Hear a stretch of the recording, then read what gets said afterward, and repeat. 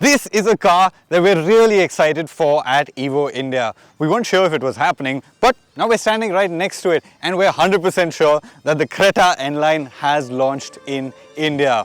We know the N Line recipe. You take a nice car, you throw in some great suspension, some better steering, some cool graphics and an aggressive body kit, and that is the N Line for you. The Venue has it, the i20 has it, and now the new Creta has been given the N Line treatment. And the best part is, this Creta N Line has a manual transmission right from launch. Welcome to Evo India and welcome to our review of the new Creta N Line manual. Before we go ahead, make sure you like this video, subscribe to the Evo India channel because we will be dropping more content on the Creta N Line very soon, and comment down below. Would you pick this over something like a Seltos X Line? Let me know.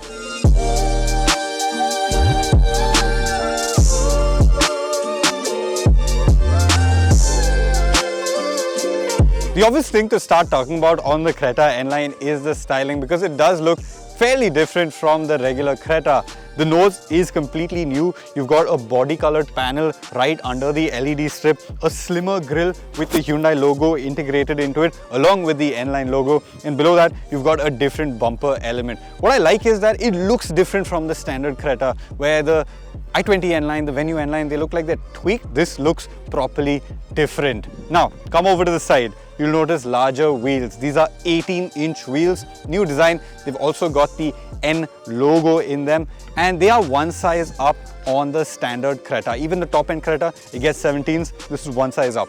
We know that upsizing wheels affects the way a car drives. It should make it a better handler. It should make it a little worse in terms of ride quality, but we can only confirm that once we get into the driver's seat. Another very cool element is this red stripe that runs along the whole car. So right from the front, along the side, and even at the rear. Again, it lends that aggressiveness, that sportiness to it, and makes it very distinctly an N Line. We've seen it across the N Line range now. Another neat touch is the fact that you get red brake calipers, makes it look more sporty again. And from the rear, you'll notice bigger changes. You've got this big chunky wing, so when you look at it from the back, it does look more aggressive, and that's complemented with this aggressive Ford diffuser. This is not really going to do much in terms of aerodynamics, but what it does do is make the Creta N Line look very, very cool, especially with those twin pipes hiding in there. The Creta N Line, it does look more sporty, it does look more aggressive, and most importantly, it does look different from the regular Creta, and I think that's what's going to make it stand out on our roads. Now, let's head inside and check out what the interiors are like.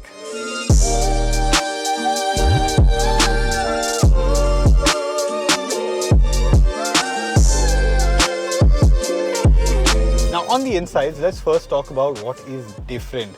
The color scheme is completely different in here. The turbo variants, they get their beige and whites and whatever. Here, it's all black with red inserts. So you're stitching and piping on the seats. You've got this red element along the screens in the dash, red in the air vents, and you've also got red stitching on the steering wheel. It does add to that sportiness in the N Line. You've got a new N Line steering wheel. This one doesn't get paddle shifters, but your automatic variants do get paddle shifters, and you get a new gear stick. This again is an N gear stick, and it looks and feels actually really good to hold.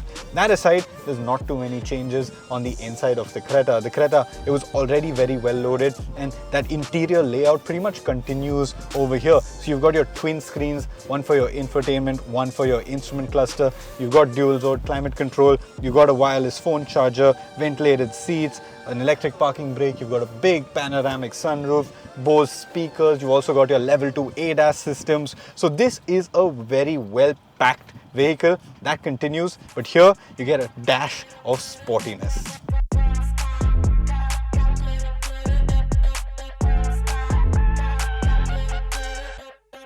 Coming in the back seat of the Creta N Line, the only difference here, like the front, is black interiors with cushions with N Line badging in them. That aside, everything remains the same. Good space, good comfort. You've got two USB Type-C ports, AC vents, a sunshade, the panoramic sunroof that stretches all the way back.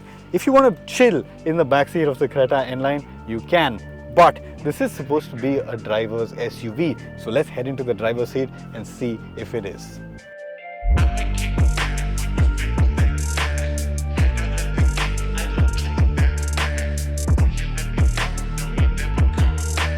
Okay, now in the driver's seat of the Creta N Line, I'm sure your first question is going to be about the drivetrain. Is the engine any different?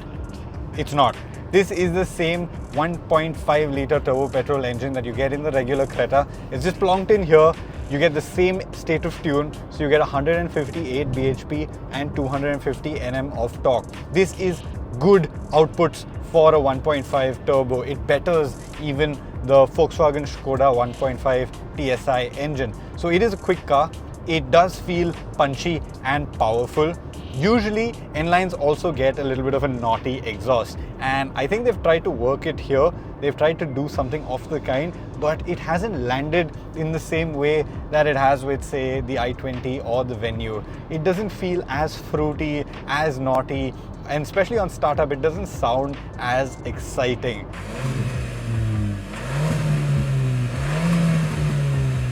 It is slightly different from the regular turbo, but not too different. I wish they had done a little more with the exhaust, because this would have been just that much more entertaining if they had done so. It doesn't need more power, it's plenty quick already, but just a little bit of naughtiness in the exhaust would be nice. I wonder why that difference is there though. Is it because the 1 litre engine is a 3-cylinder, and that gruffness, that inherent gruffness of the 3-cylinder has allowed them to get that naughty exhaust note out of it, and 4 cylinders, which are inherently more refined, maybe they couldn't get the same amount of naughtiness without really going loud on the decibels. So whatever it is, the Creta N Line is not as exciting in terms of its exhaust note as the other N Line cars. But definitely in terms of performance, it is there. This is a sub 10 second 0 to 100 car. We've seen this engine before on the Verna, on the Seltos, on the regular Creta as well, and it is a proper firecracker. It's really nice. What's really exciting on this Creta N Line is the manual transmission, and I must say this is a really nice manual gearbox. Firstly, it looks really nice. This knob, it is chunky, it's got these indents on the side, you've got the N logo, you've got the digits in very sporty writing. I must say this looks very cool as a shifter knob, but it's not just that it looks cool, it also works really well. So say I slow down and I move from 5th,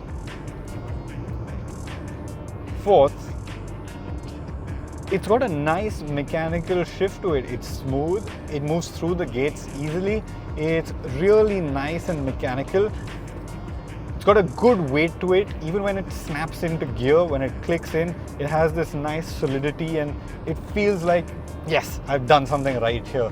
And that sort of positivity that you get from the gearbox is really nice. It makes you want to keep shifting, but even when you're not, even when you just leave it at 6th, you get up to 6th, leave it there, it's comfortable. But as an enthusiast toy, a manual gearbox is just so much nicer. And the good thing about a manual is that it saves you on cost as well. The manuals are obviously more affordable than the automatics, so if you're looking for something at a good price, then the N Line has that option for you because it does have the manual. But yes, full thumbs up for the gearbox. If you're somebody who likes shifting gears, if you're somebody who is a driving enthusiast, this thing is something you will enjoy. That said, there's no denying our cities are congested. If you're going to be driving it a lot in the city, maybe the automatic is the smart choice there. Now, coming to the stuff where there are changes. The first big change is obviously to the steering, and you feel it from the get-go. This has more weight to it. Immediately, you can sense it off the line, and also more directness. So off-center, it reacts more quickly, more directly. Like, I'm making minimal inputs to my steering wheel right now, but I can feel the front end of the car reacting to it very well. It feels very connected to the front end. None of that deadness off center that's usually added to these cars with EPAS systems. It's not dead off center. It feels really direct, feels really connected. We're not driving this on a fun winding road, which we should. We're driving this on a flat expressway. So this is really not where I wax eloquent about how good the front end feel is and how good the steering is, because I haven't felt it. On this expressway though, when you're changing lanes, you get a lot of positivity and a lot of confidence from the front end. You can feel it changes direction with enthusiasm, but most importantly, the steering feels very connected to the front. So the amount of input you put into the steering wheel is the amount of change of direction that happens. That directness is very nice. On this manual version, you don't get a knob with drive mode. So your steering is in one default setting. In the automatic, with their different drive modes, you can play around with the steering weight, but not here. Not that I'm complaining, because this as standard is a nice weight. It's easy around town, but it's well weighted up on the highway. Now the second change that has happened for the Creta N Line is the ride quality.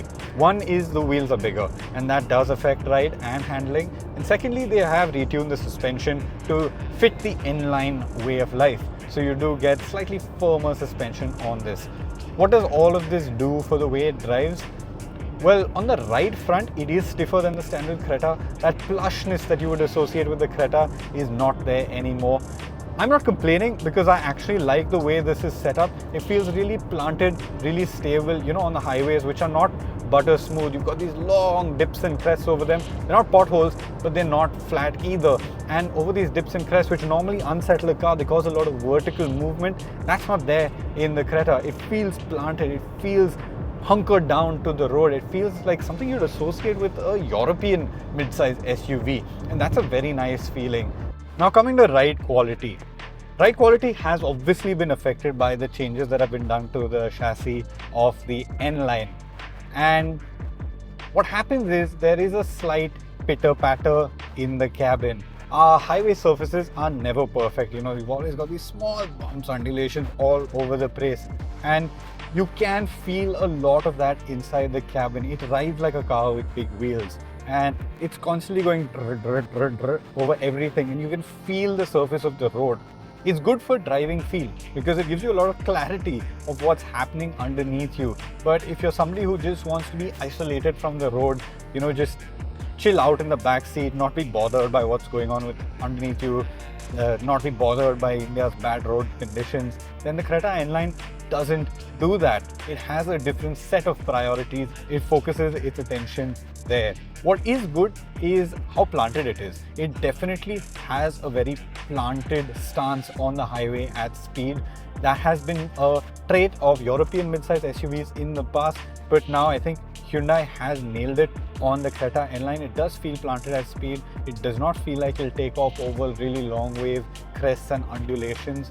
But what happens as a consequence of that is that the smaller bumps, the smaller ripples in the road can certainly be felt. It's just constantly moving up and down just slightly, ever so slightly, and constantly shaking you just a little bit. So if comfort is your priority, then the N Line isn't the way to go. Even in the city, if your roads are really bad, the N Line will take away a little bit of the comfort that a regular Creta can offer you. But what you get instead of that comfort is really good handling and steering. And all of those things, those bigger wheels and that stiffer suspension and that hunkered down feeling, should bode well for it in the corners. Again, we've not driven it on any really twisty, winding roads, so we can't really push it to its limits and understand how it understeers and where it understeers. But I get the sense that this will do well. It will have more grip, it will have more front end bite, it'll have more directness, and it should give you a better sense of what's going on underneath the car and allow you to drive it better.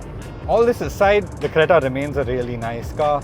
It remains feature loaded. I've got nice comfy seats, I've got a good view out of the front. The strengths of the Creta remain, but what they've done is they've injected it with a dose of enthusiasm. They've made it appeal to somebody who loves to drive a little more.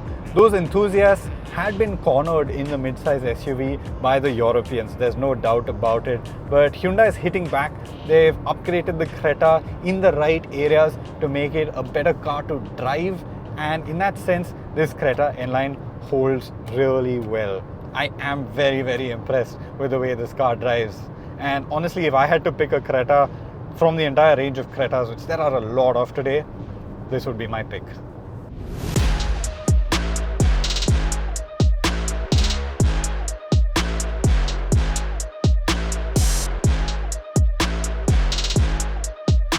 Now let's talk prices. The Creta N Line starts really aggressive, 16.8 lakhs for the entry-level variant. This particular car, it costs rupees 19.3 lakhs ex-showroom, and there's a top end, well, not the top end, but this exact variant with an automatic that costs rupees 20.3 lakhs ex-showroom.